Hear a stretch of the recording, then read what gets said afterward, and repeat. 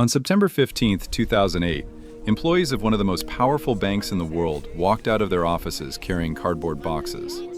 Some stood on the sidewalk in Midtown Manhattan, not knowing where to go. Cameras were everywhere. The company had been in business for 158 years. It had survived the Civil War, 2 world wars, the Great Depression, September 11th. It did not survive Dick Fuld. Lehman Brothers filed for bankruptcy that morning with $613 billion in debt. $613 billion. The largest corporate bankruptcy in the history of the United States. 25,000 people lost their jobs before lunch. What followed was not just a company's collapse. It was the moment the entire global financial system realized it was standing on nothing. This is not a story about greed. Greed was everywhere on Wall Street in 2008. Greed alone doesn't explain Lehman. This is a story about leverage, about what happens when a bank borrows $44 for every dollar it actually owns, and bets it all in one direction, and about a man so certain he was right that he couldn't stop, even when the building was already on fire. Lehman Brothers was founded in 1850 by 3 brothers from Bavaria who settled in Alabama and traded cotton. Simple men, a simple business. Over 158 years, the firm survived everything. The cotton crash of the 1860s, the 1929 crash that wiped out a generation, the near collapse of long-term capital management in 1998, the morning of September 11, 2001, when their offices in the World Trade Center were destroyed. Lehman always came back. That history was part of the culture, part of the identity. We've seen worse. We always survive. Richard Fuld had been at Lehman since 1969. He started on the trading floor, worked his way up, and became CEO in 1994. He would hold that position for 14 years. Fuld was known as the gorilla, not as an insult, as a compliment. He had a physical presence that filled rooms, a voice built for confrontation. He believed, genuinely, that weakness was the only unforgivable sin in finance. Under Fuld, Lehman grew from a mid-tier firm into a global investment bank. He built it, he owned it, he was it. And that was the problem. From 2003 onward, Fuld made a bet. Real estate was booming. Mortgage-backed securities, bundles of home loans sold as financial instruments, were printing money for everyone who touched them. Lehman went in deeper than anyone. They didn't just sell these products to clients. They kept enormous quantities on their own books. And to buy more, they borrowed, aggressively. What no one was saying out loud was this. At its peak, Lehman was borrowing $44 for every dollar it actually owned. 44 to 1. If the assets they held with that borrowed money rose even slightly in value, they won enormously.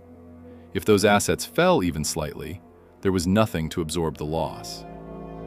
The assets were mortgages, and in 2007, American homeowners started missing their payments. The cracks appeared slowly, then all at once. In 2007, the housing market began to turn. Mortgage defaults climbed. The securities built on top of those mortgages, which everyone had been told were safe, started losing value fast. Lehman was more exposed than any other major bank.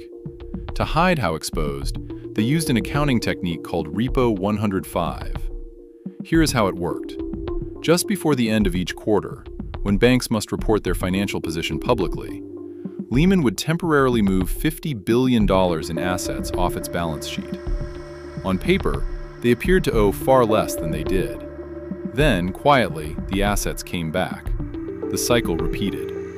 $50 billion, hidden, every quarter. The auditors knew. The regulators saw the filings. No one asked the obvious question.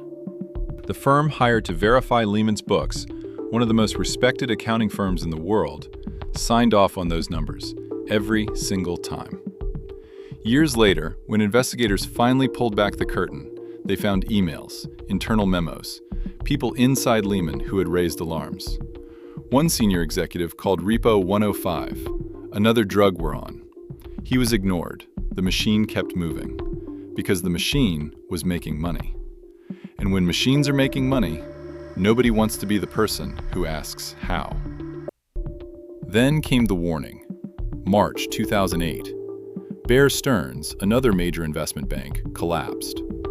The Federal Reserve stepped in. A rescue was arranged. Bear Stearns was absorbed by J.P. Morgan in a deal backed by $30 billion in government guarantees. The message was clear. The government would not let a major bank fail. Fuld heard this and drew the wrong conclusion. He believed Lehman would be rescued too. He refused to sell the company, even when buyers approached. He refused to raise capital, convinced it would signal weakness.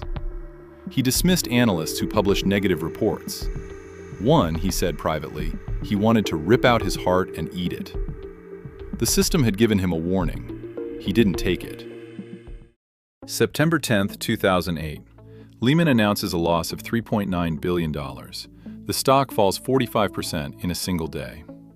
September 12, 2008, Friday. Emergency meetings begin in Washington. Treasury Secretary Henry Paulson calls the heads of every major bank. Barclays is interested. Bank of America is interested. September 13th and 14th, the weekend. Paulson gathered the CEOs of every major American bank into a room at the Federal Reserve in New York. Not a conference call, a room, all of them, together, in person. The message was simple. One of you needs to absorb Lehman, because if no one does, we all find out on Monday morning what happens when a bank this size disappears overnight. The room went quiet. Barclays wanted to buy, the numbers worked, but British regulators refused to approve a deal that fast. They needed a shareholder vote. That vote would take weeks. There were no weeks. Bank of America had been circling, but sometime that weekend they made a different calculation. They walked across the street and bought Merrill Lynch instead, another bank that was one bad Monday away from the same fate. Just a room full of the most powerful men in American finance, and the slow realization that no one was going to catch this one.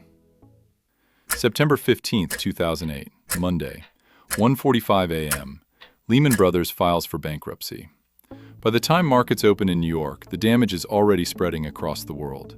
London, Tokyo, Frankfurt, every market falls. September 16th, the Federal Reserve rescues AIG, the insurance giant that had guaranteed trillions in financial products tied to the same mortgages Lehman had held. The bailout, $85 billion. What the government would not do for Lehman, it did for AIG the very next day. 25,000 people lost their jobs in September 2008. Pension funds around the world that had bought Lehman's debt because it was rated safe absorbed billions in losses. Ordinary people who had never heard of Lehman Brothers lost their savings, their retirement accounts, their homes. The 2008 financial crisis that Lehman's collapse accelerated wiped out an estimated $8 trillion in household wealth in the United States alone. Dick Fuld testified before Congress in October 2008. He said he was paralyzed by the loss. He said he woke up every night asking himself what he could have done differently. No Lehman executive was ever charged with a crime. Fuld received approximately $500 million in compensation in the years before the collapse. He kept it. Here is what doesn't leave you. Bear Stearns was rescued. Fannie Mae and Freddie Mac were rescued. AIG was rescued the very next day. Lehman was not. To this day, no one has fully explained why. Some people who were in those rooms say it was a message, that the government needed to show the market and the world that it wouldn't save everyone, that there had to be consequences for recklessness, that someone had to pay. Lehman paid. Others say it was simpler than that, and somehow worse, that legally, at that moment, the government may not have had the tools to save them, that the law didn't allow it, that the machinery just wasn't built for something this fast, this large, this total. Which means it may not have been a decision at all. It may have been a system, failing in real time, and nobody in that room knowing how to stop it. Both explanations are terrifying, and both might be true at the same time, because that's what makes Lehman different from every other collapse in this series. It wasn't just a company that failed. It was the moment the people running the system realized they didn't fully control it anymore. which leaves a question with no clean answer. When a system is designed so that the losses fall on everyone, but the profits go to a few, is that recklessness? Or is it the system working exactly as intended? And that gap, that unexplained space between who the government saved and who it didn't, is not a footnote. It is the whole story. Because the crisis that followed Lehman's collapse cost the world more than any rescue ever would have. Millions of jobs, trillions in wealth, a decade of stagnation in economies that had nothing to do with American mortgages. The system had been built so that one institution's failure was everyone else's catastrophe. And everyone inside that system, the banks, the regulators, the ratings agencies, had chosen for years not to think too hard about what that meant. Because the money was good, because the system was working, until it wasn't.